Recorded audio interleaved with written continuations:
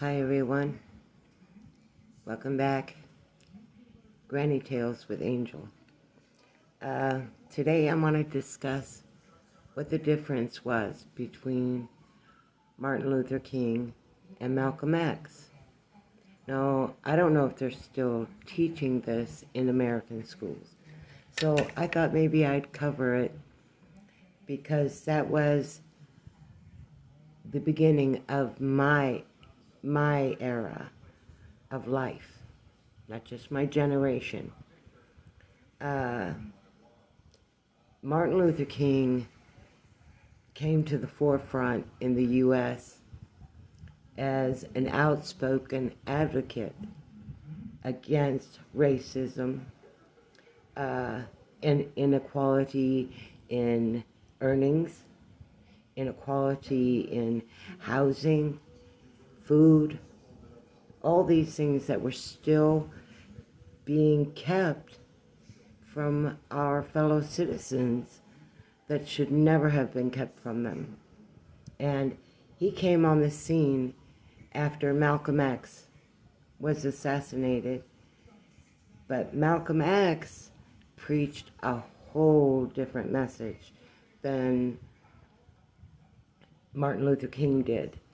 Malcolm X preached that violence was the only way to end the oppression of the black community and create a freer, more level playing field.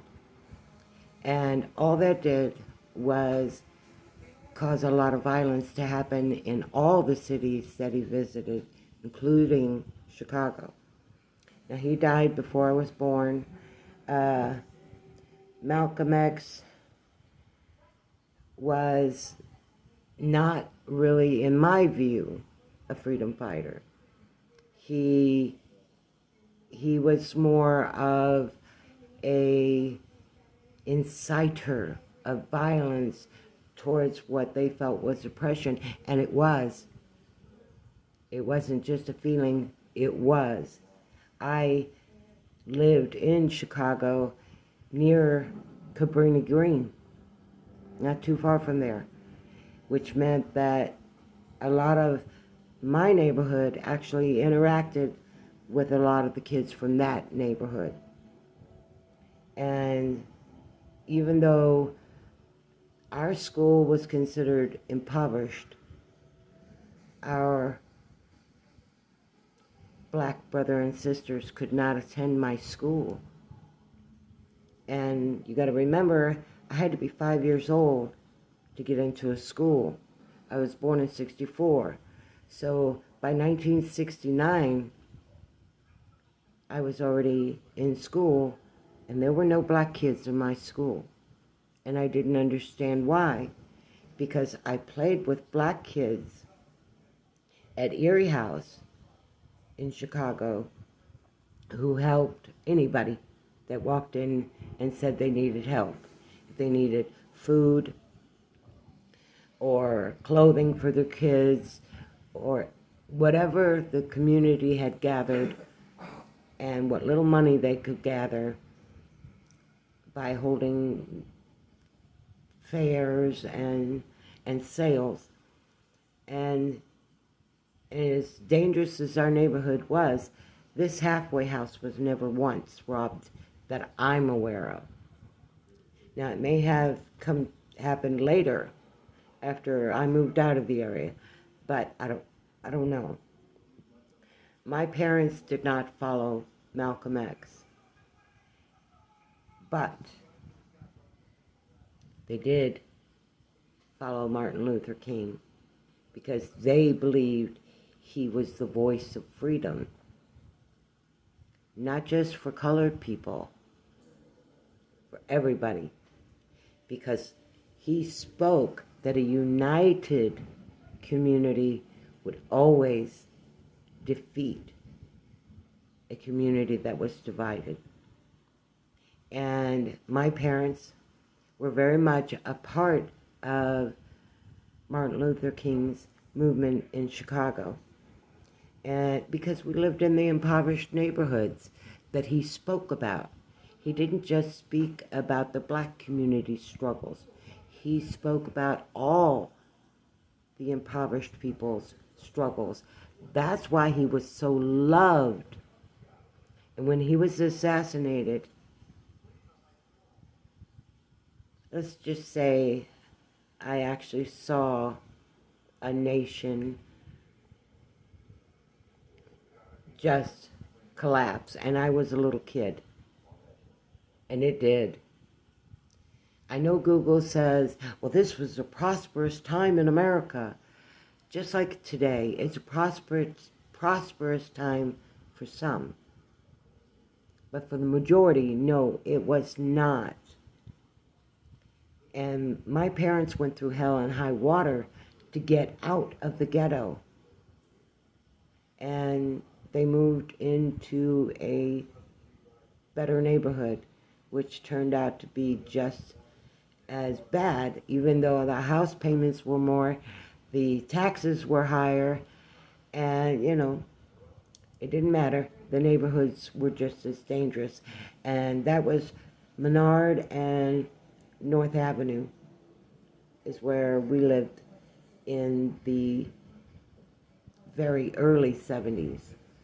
So I was beginning to really get a hold of the ideals that came out of Martin Luther King, which still today people promote.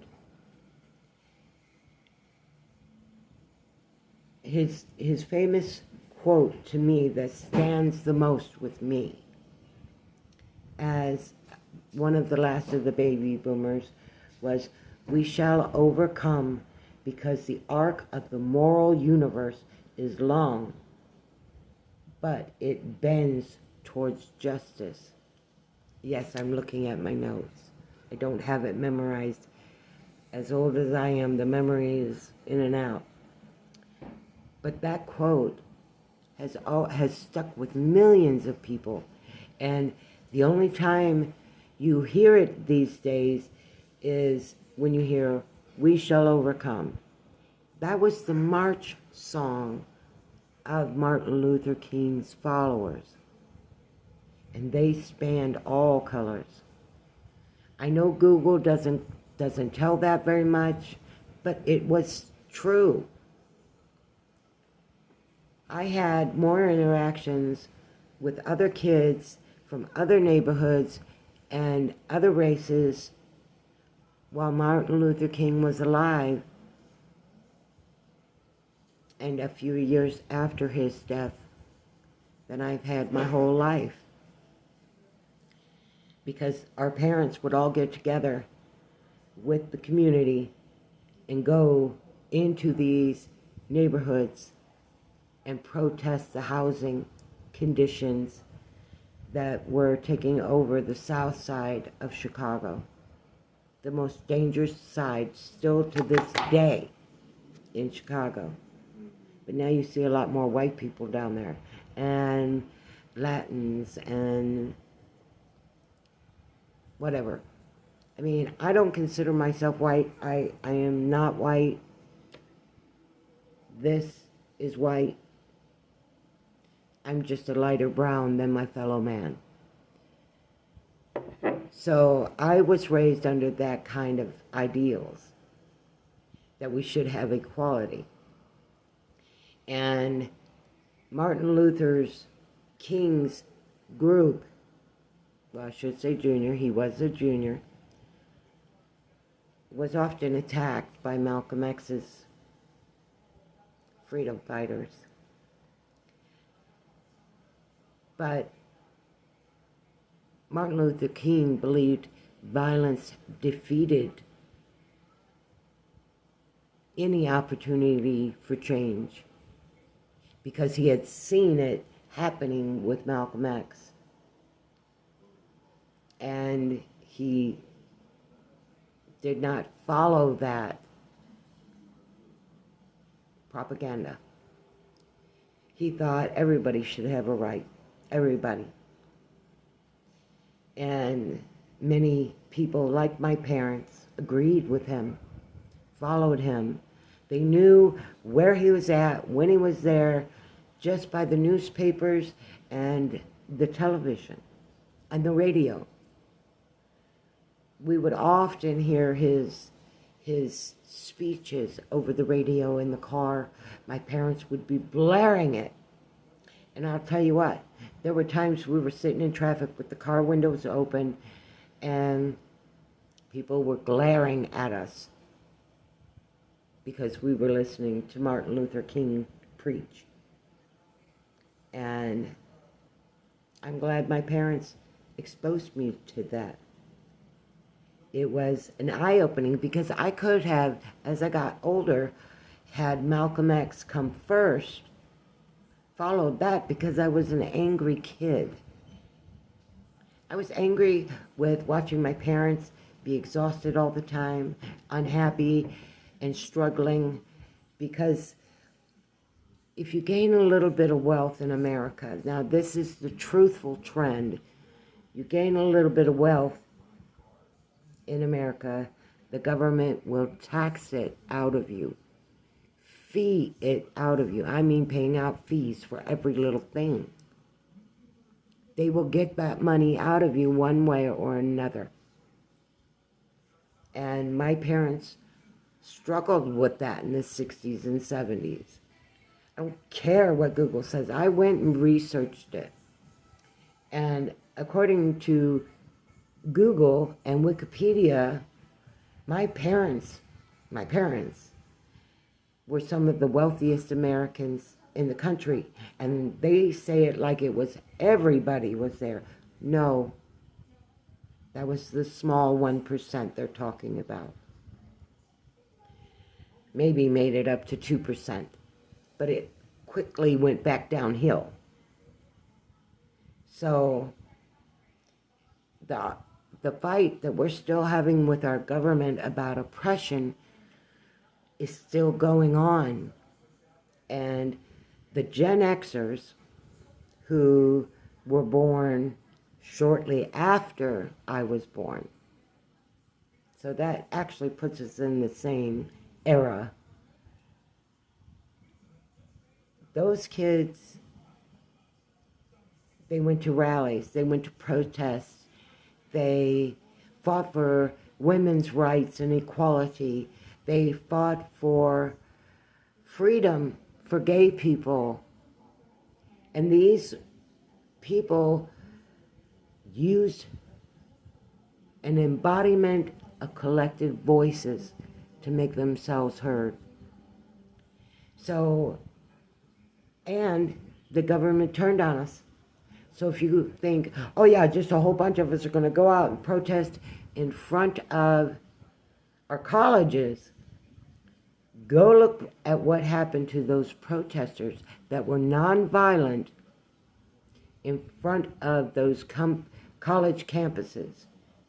The National Guard was turned on them. They were shot. They were thrown gas canisters into the crowds, and this gas was poisonous. You know, they talk about Saddam Hussein turning gas warfare onto his own citizens, but our government has done the same thing. Believe me, the tear gas that was thrown into those crowds was not the same tear gas they throw into them now. It was 100 times more toxic. So the freedom movement that came through Chicago, especially after Martin Luther King moved there in 1966, I think it was. Let me double check. Yeah, he moved to Chicago in 1966 after coming to Chicago and doing a rally and talking with the people that were suffering in Chicago. So he decided to move there to try and help them. This was the kind of man that a little kid like me could see as a hero. And he was taught as a hero in our schools. Now he barely gets a mention. But it was an amazing time in Chicago. And seeing all these people of different colors and different sexual preferences all coming together, locking arm in arm to stand as they walk down the streets with people cheering them on. And the few people that weren't cheering were quickly removed from the crowds by the people. I barely remember standing out there with my parents. I was almost 3 when he was assassinated. 68 was when he was assassinated, yeah. So I was 4 years old when he died. And I had watched enough news to know this was a good person. And living in the impoverished neighborhoods and going to places like Erie House, it was all kinds of kids intermingling, their parents intermingling, coming in for the soup kitchens to receive meals for that day, coming in for boxes of food, clothing, anything else that they could have gave. And this place, it had no prejudice. It was just about helping people. And it was run by 3 women. Mrs. Lyman. Oh, what was her name? Oh, and I know it really well, and I can't, it's just like, but there were 3 older women, adult women, who ran this place, and one of those was my grandmother. And I used to help her preparing the meals for the soup kitchen when I was a kid. And she operated there with, oh my goodness, Mrs. Lyman, and anyway, I'll get caught up in the names and not get to the point. So, but I was surrounded by people who were tired of being oppressed by the city, by the police, by the government, and they wanted the same equality as anybody else who was living out in the suburbs, who had nice homes, owned maybe a little bit of land, and it wasn't until I started to hit my teen years that my parents had to move me out of Chicago because I was fighting off the gangs, and I was going through beatdowns every day. Most I won, only one I lost. But my parents, and I lost because I refused to fight the girl. She was my best friend. But my parents said that was enough. That they were either going to kill me or I was going to end up killing one of them. And so they sent me to my uncle Jake's farm in Arkansas, and I stayed there while they sold our house in Chicago and bought a house in Bolingbrook, Illinois. And that's a whole nother story. And that also explains a lot. It will. Just wait. The next episode's going to explain a lot as to why a lot of people, especially Gen Xers, are angry with this silent generation that never was. All right, folks, I love you, and I hope you enjoyed this. My next one is going to be about women's rights, and I'm bringing that one up because it directly relates to what's happening today in my country that I love very much. Angel out.